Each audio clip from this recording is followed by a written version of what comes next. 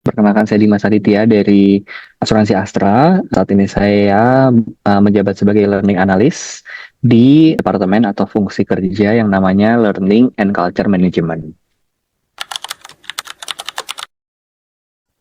Kita utilize Story Journey itu bisa dibilang mungkin baru tahun ini gitu ya. Kalau dapat informasinya sebenarnya udah dari tahun lalu dan baru baru kita coba utilize applicable-nya di tahun ini langsung ke skala yang cukup besar karena kita utilize ini sekarang untuk kebutuhan training pengembangan all employee, seluruh karyawan di perusahaan kami. Jadi bahkan sudah ada hasilnya sekarang itu kita tuh ada kebutuhan untuk membekali seluruh karyawan dengan 12 kompetensi soft skill. Kalau misalnya memang kita pakai metode atau cara yang biasa kan berarti kan kita akan kumpulkan dalam kelas training ya, kumpulkan either itu offline atau online gitu ya Mbak. Tapi kan pasti ada proses mengumpulkan, ada proses untuk mencari trainernya, ada proses untuk mencari schedule-nya, ada banyak hal lah yang dilakukan ketika itu bentuknya adalah training gitu ya.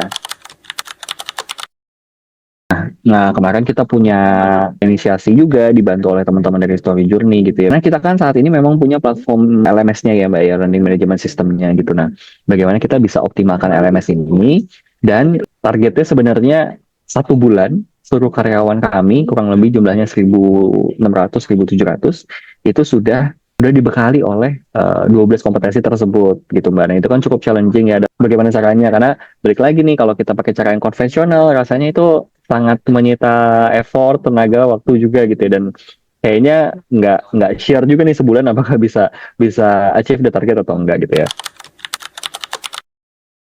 Dalam waktu kita exercise lah dapatlah story journey dan kita coba bikinkan kan waktu itu modul pengembangan seperti apa dan sudah ada juga resultnya jadi baru 3 minggu ya within 3 weeks itu kita sudah bisa nyampe 80% karyawan dari populasi tadi itu sudah menyelesaikan trainingnya nih jadi tinggal sekitar 20% lagi sebenarnya.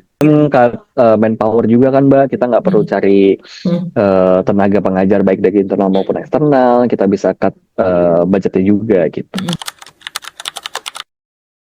Oh kalau perbandingannya mungkin kalau konvensional kita bisa makan waktu sekitar lebih dari 1 bulan sampai 1 Q ya 3 bulan karena kan kita masih schedulein ya per fungsi kerja ya per departemen.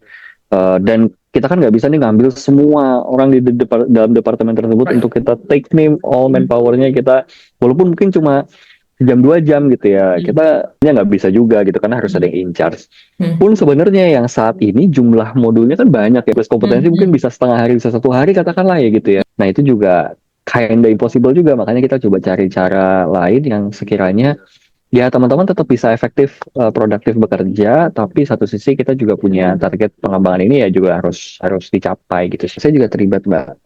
Total itu sebenarnya kami dibagi-bagi nih role-nya gitu ya jadi kalau mungkin saya lead the project-nya gitu ya tapi dan saya exercise juga ya pasti saya harus tahu dulu nih end-to-end prosesnya baik dalam pembuatan story journey-nya maupun sampai nanti si karyawannya dapat sertifikat trainingnya gitu. Nah, pastinya saya juga exercise dulu nih cara bikinnya gimana gitu ya. Makanya saya cukup terbantu juga ya kemarin ya pakai ini. Tapi saya juga dibantu satu rekan saya juga nih untuk atau dua rekan saya sebenarnya untuk membreakdown itu jadi 12 modul training. After saya dapat knowledge-nya, saya deliver nih ke teman-teman. Jadi teman-teman juga bisa nyoba gitu ya. Dan sebelum kita membuat di story journey kan kita pasti cari literaturnya dulu gitu yang valid lah seperti apa. Literaturnya di approve, secara silabus di approve, baru kita deliver dalam bentuk story journey gitu ya. Nah, proses itu dilakukan oleh dua rekan saya. Nah, nanti ada juga PIC yang untuk memonitor tadi ya setiap fungsi ini udah berapa persen nih pencapaiannya dan juga kita deliver sertifikatnya gitu. Jadi kalau materinya kan memang kita ada beberapa literatur yang memang kita pegang nih Mbak saat ini gitu ya. Mungkin sempat familiar sama SKKNI ya Mbak ya di ketentuannya Kementerian Tenaga Kerja kita kan pakai literatur itu tuh Mbak. Nah dari SKKNI, nah itu kita langsung elaborate di story journey itu. Nah kenapa saya butuh rekan saya? Karena kan kita harus mengkontekstualkan materi SKKNI itu dalam lingkup perusahaan kami ya di Asuransi Astra. Nah itu kan butuh butuh human touch tuh Mbak gitu ya kayak sapaan si avatarnya terus mungkin bahasa-bahasa di dalamnya itu kan itu pasti butuh human touch tuh di sana makanya dua teman saya tugasnya adalah salah satunya untuk bisa tadi ya memberikan human touch supaya konteksnya tuh masih asuransi Astra dalam materinya gitu sih.